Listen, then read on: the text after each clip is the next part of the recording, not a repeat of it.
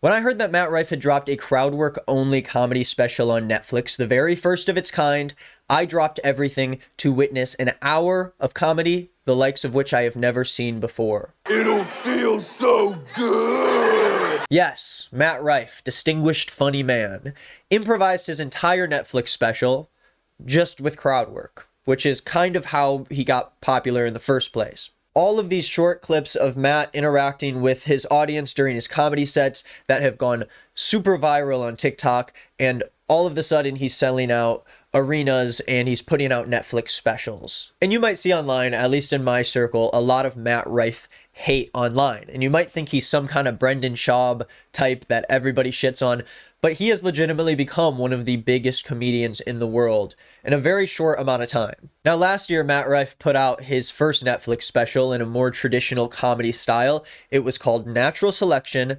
I talked about it on this channel. It was not very well received by almost anybody. And even worse, Matt ended this special with this like epic mic drop moment where he was like, "But what do I know? I only do crowd work, right?" And it almost seems like a joke, but after this special, so many people told Matt that he needs to go back to doing what he's good at and just keep doing crowd work.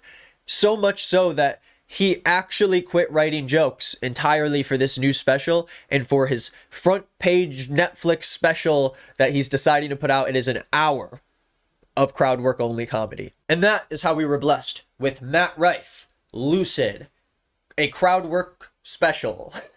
It's a little bit of a clunky title. Now, leading up to its release, this special was touted proudly as Netflix's first crowd work only special, which is an interesting concept at the very least. What if you just riffed for an hour without preparation and then you marketed it as this big innovation in comedy that nobody has done before? This show is going to be completely different from anything you've seen live or on Netflix before. And that is how he set the stage for Lucid, an hour of comedy that is void of substance and care. It is truly the background music of comedy specials. Something to have on the TV that requires zero context or investment in order to engage with it, which results in a product that is only good because I get to make fun of it.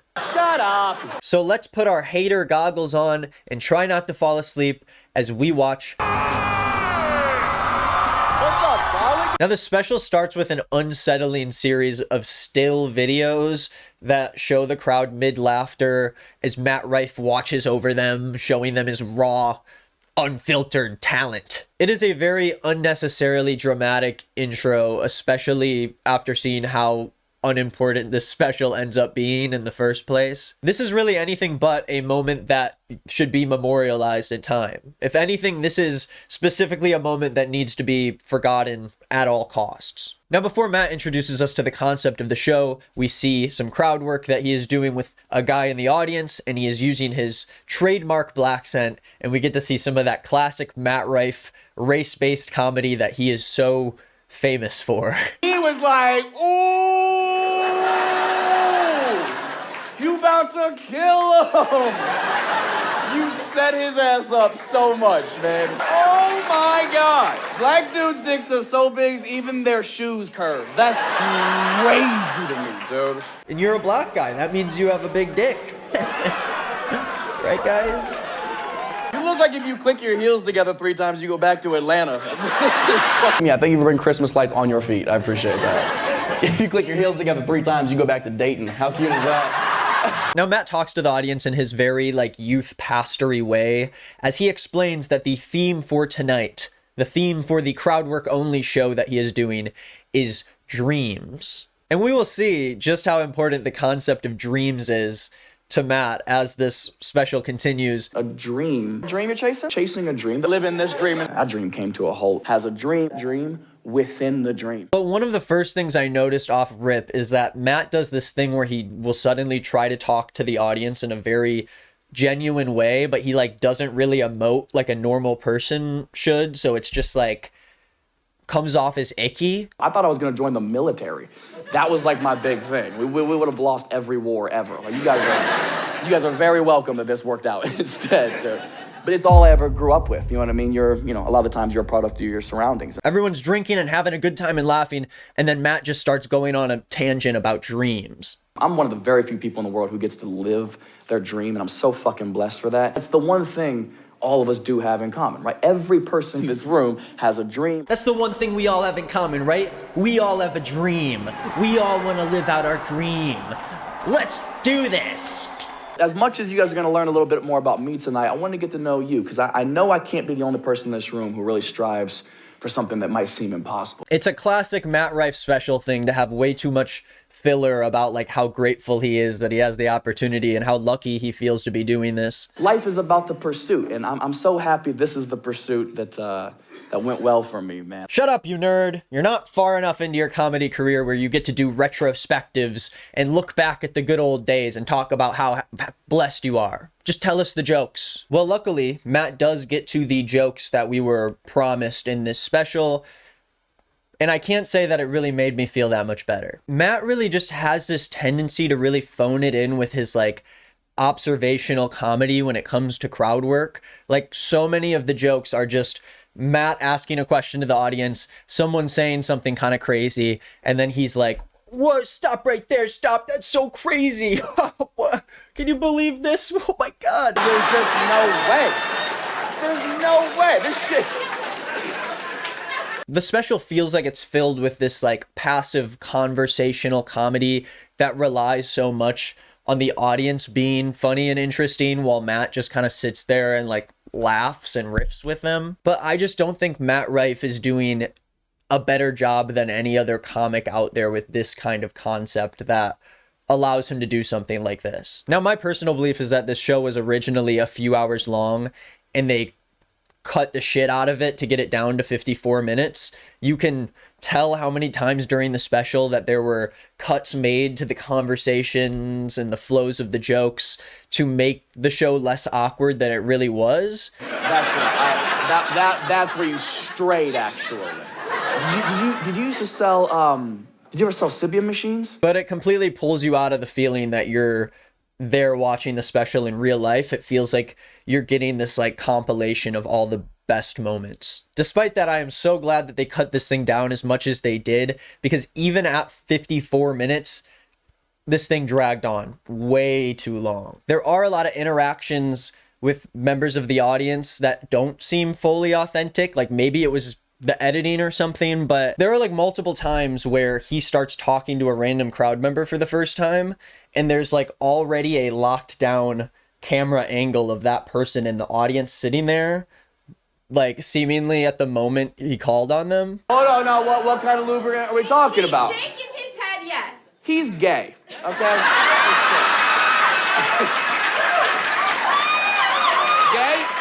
There probably is some explanation for how this happened. Maybe it was a reaction shot from later in the special or something, but I'm going to use it to keep pushing the fake crowd agenda because I think it's funny. But even as I continued to watch this special, there are so many like America's Got Talent ass shots of the audience throughout this whole thing, and it just feels really awkward. You know, in America's Got Talent, when someone's performing and they cut to a shot of an audience member that was obviously taken during a completely different time in the show, but they just needed like a shot of someone looking surprised for a second. You guys are acting like South Carolina right now, and I'm trying to wrap my head around it. But let's start talking about the actual stuff that happens in the special. Now, Matt asks the audience if anyone is currently chasing a dream of theirs. You know, he's trying to put the prompt out there to start talking to the audience, and it results in a conversation he has with a woman who runs an instructional blowjob company with her daughter who manages the company. She teaches women how to give blowjobs. And both of them were called on by Matt for his first round of crowd work for the night. This kind of material is a solid layup for Matt Rife. Blowjob company? Are you kidding me? That's funny. Come on, guys, it's so crazy. But as you can expect, the conversation was kind of just like, yeah, that's gotta be awkward at the dinner table. That's gotta be awkward at the dinner table. Come on. Okay.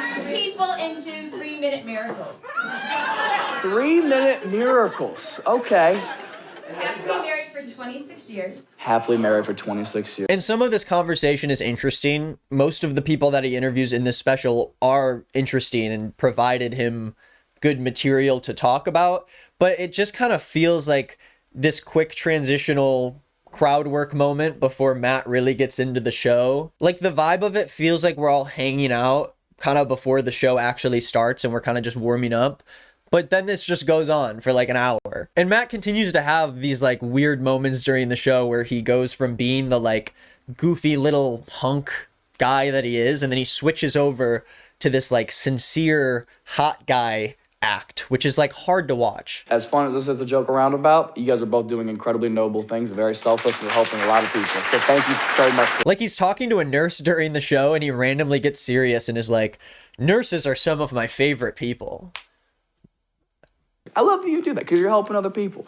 Nurses are some of my favorite people in the world. Love them. I don't know why that's so funny to me, but there's something about telling a nurse that you just like love nurses. That's so goofy. Who doesn't like a nurse? And throughout the special, Matt continues to bring up that this is the first crowd work only special on Netflix, and he emphasizes that nobody has done this before. Nobody has dared to do this. This show is going to be completely different from anything you've seen live or on Netflix before. And I mean, this is kind of funny to me for a few reasons. Like, the reason why this is the first time someone has done a crowd work only special isn't because other comedians were like incapable of doing it. It's not like some epic challenge that Matt Rife has conquered over all other comedians. Like, matter of fact, this is just the first time Netflix specifically has produced a stand-up special that's crowd work only.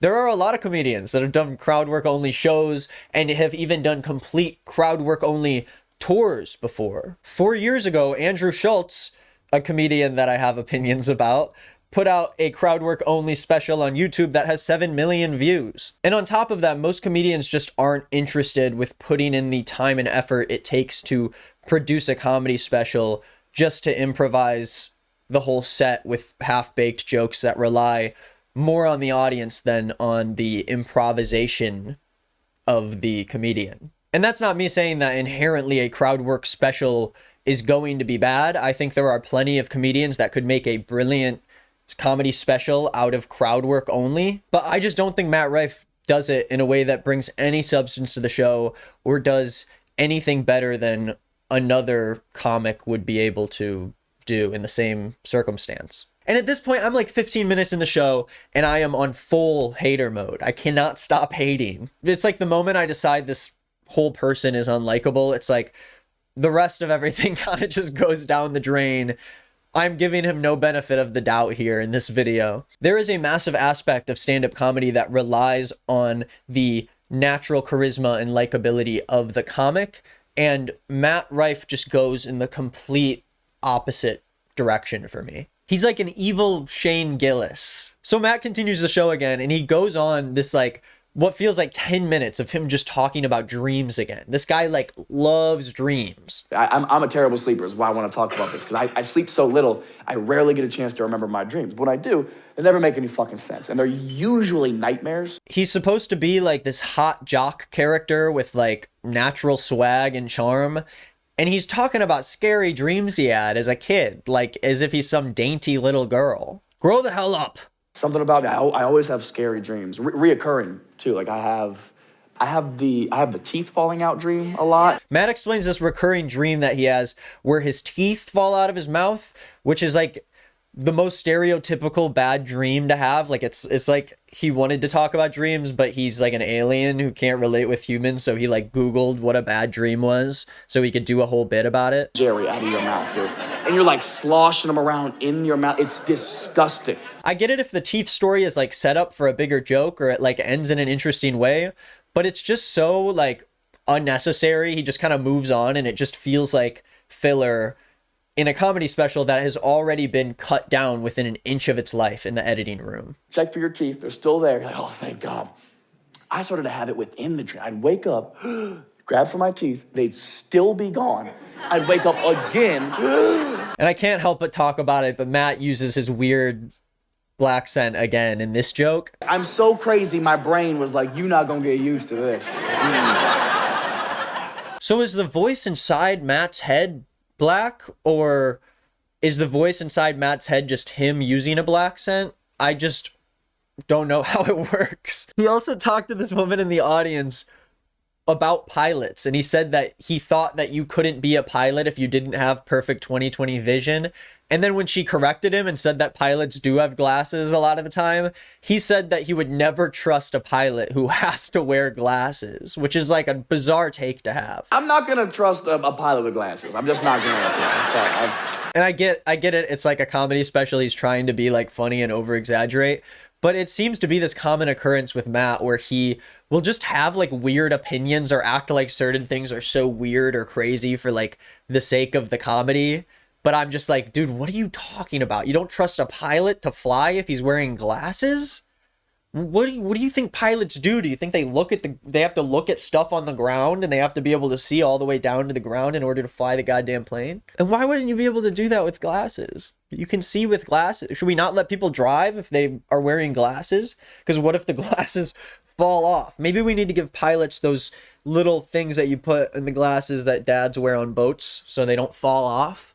Then can we fly the plane with glasses? I respect the hell out of strippers. I do. Strippers, I get. A strip club doesn't do it for me. There's also this moment where he's talking to this woman about her scary dreams, and he makes this like random joke about her age, but it just comes off kind of like mean and not really clever. I'm 47, by the way. I know.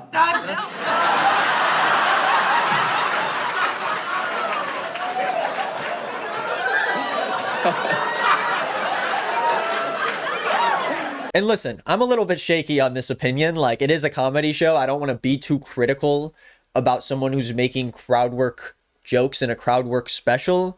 But I'm hating on this anyways. I got the ick from Matt Rife very early on. So like anything he does just kind of sets off alarms in my head. And listen, while I'm on the topic of overhating, I want to say that I understand the appeal of a Matt Rife in the comedy world. I understand why he's as popular as he is. I understand why people like him.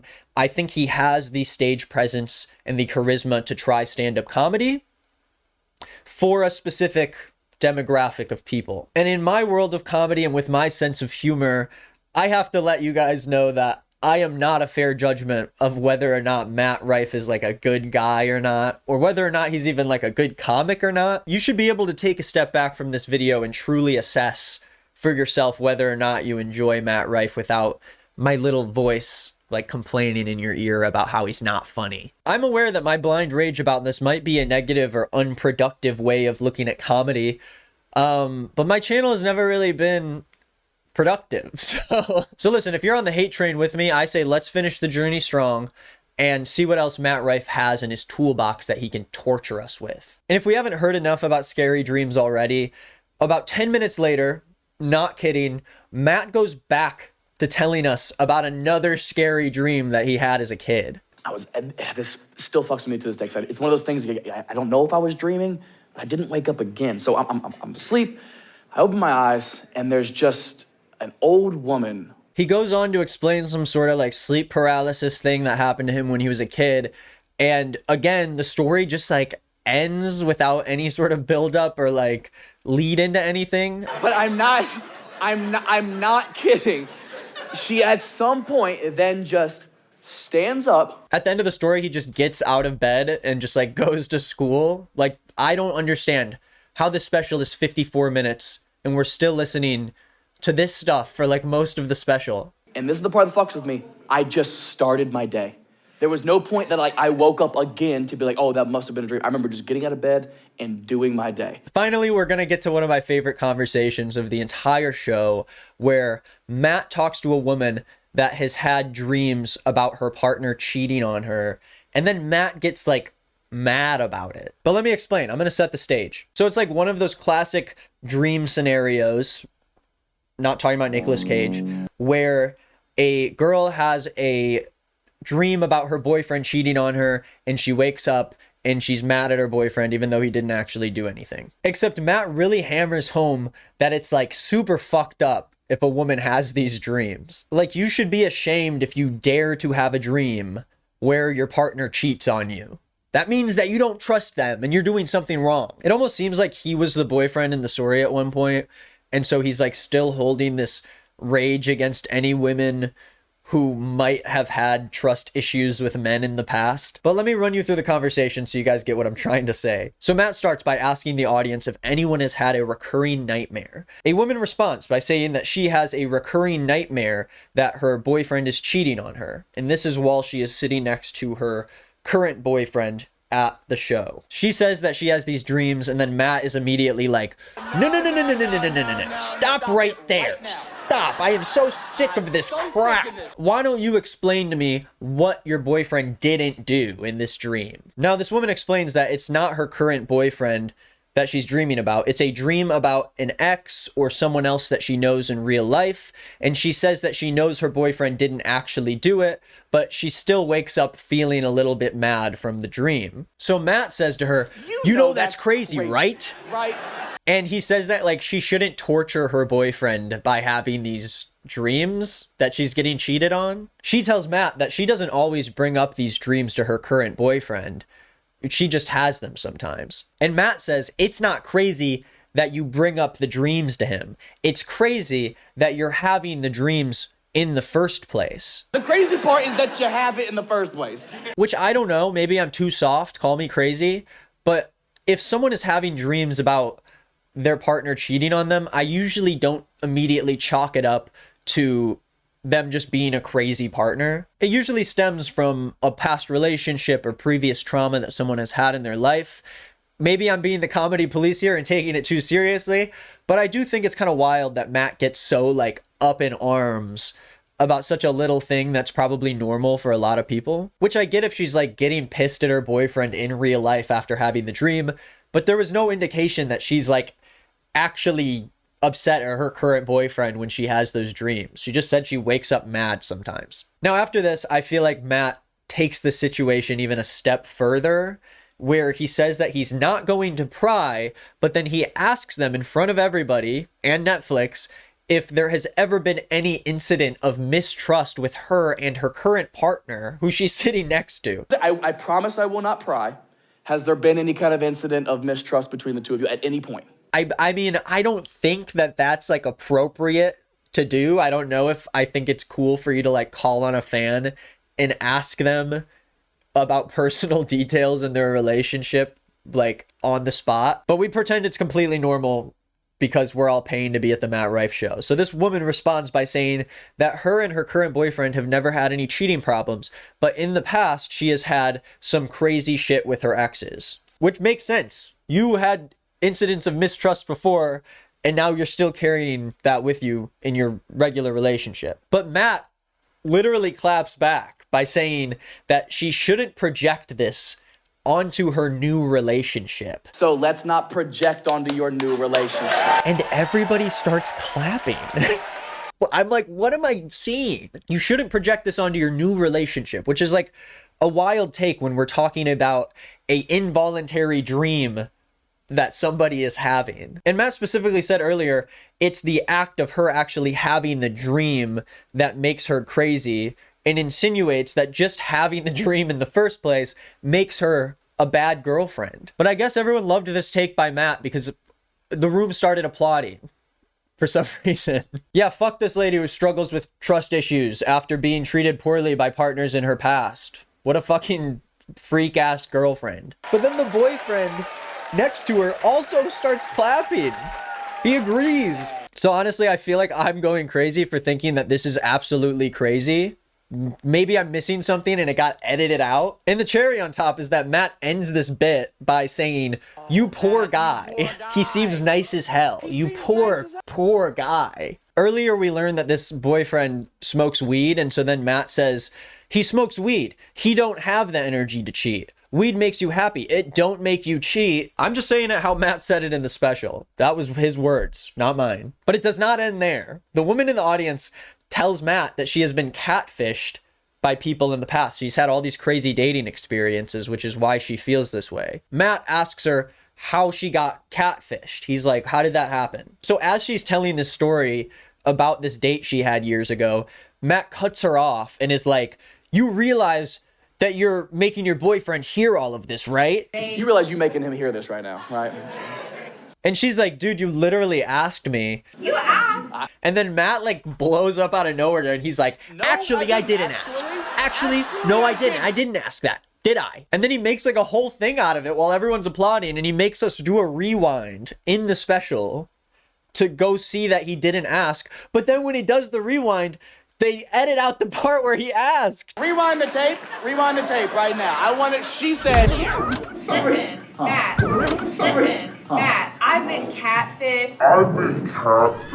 dog, I know exactly what you're going through. Does this make sense? Am I the one going crazy?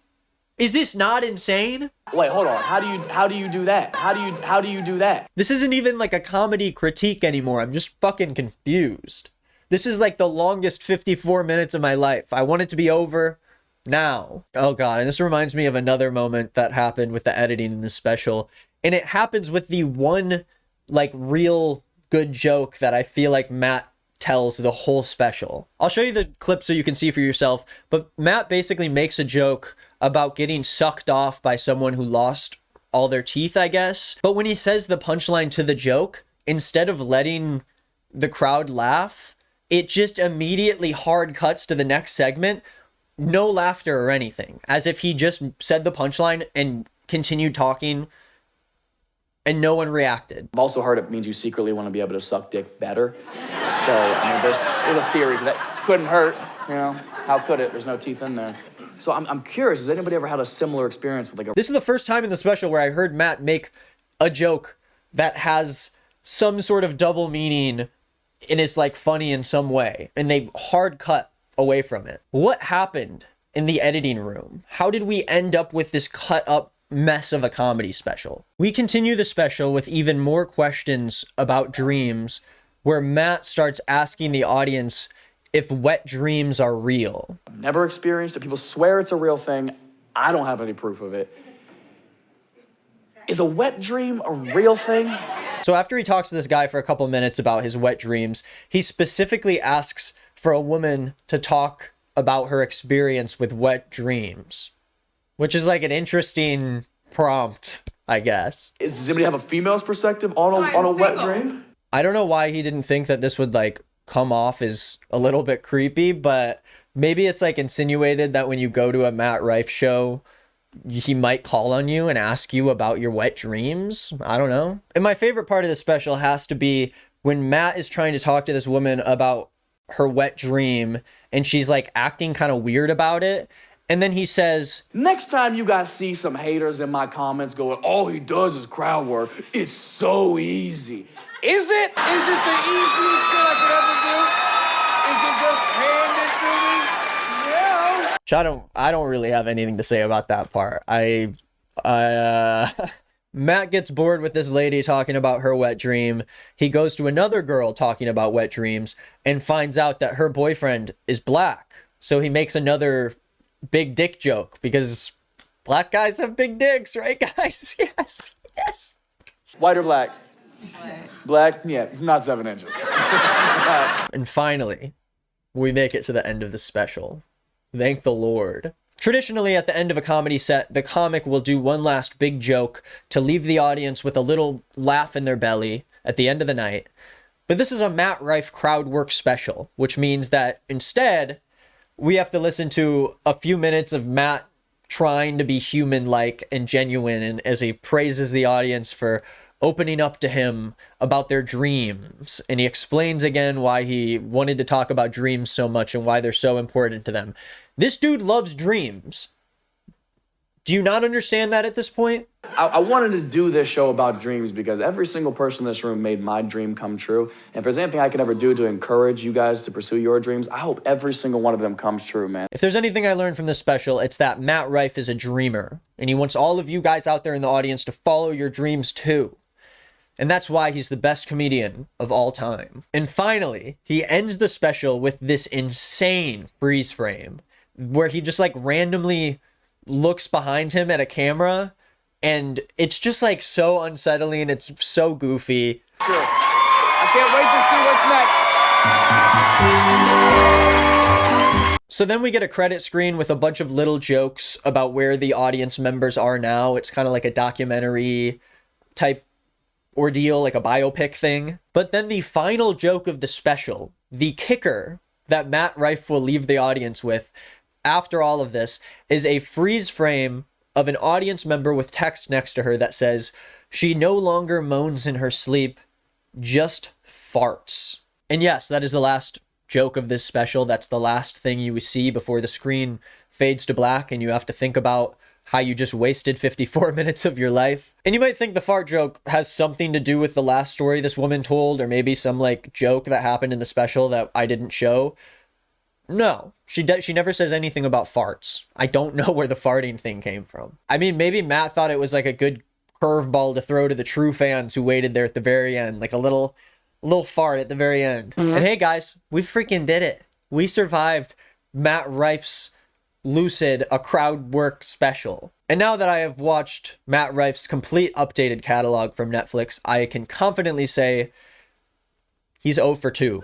He is 0 for 2 on the specials. Now, I don't even think he's completely incapable of being funny on stage. Like, I think he has talent in the comedy space, but I think the fact that he has gotten the opportunities that he has while giving off such a bad impression is what baffles me about his whole existence as a comedian. Right now, he is one of the golden boys of the current stand-up comedy space, and I just don't feel like he has earned that spot in any way. I would not put him as low as Brendan Schaub on my comedian totem pole, but as like a more mainstream and experienced comedian, I still have to say he's like a bottom 3 comedian for me. I think either Joe Rogan or Andrew Schultz are competing for that 3rd spot. But that's just my taste, guys. You don't have to feel the same way about comedy specials that I do. Please tell me in the comments if you watched this, what did you think about it? Do you think I should talk about more comedy specials in the future? Let me know. And with that, welcome back to the Green is Not Nick channel. Hopefully I will be seeing you soon. Goodbye.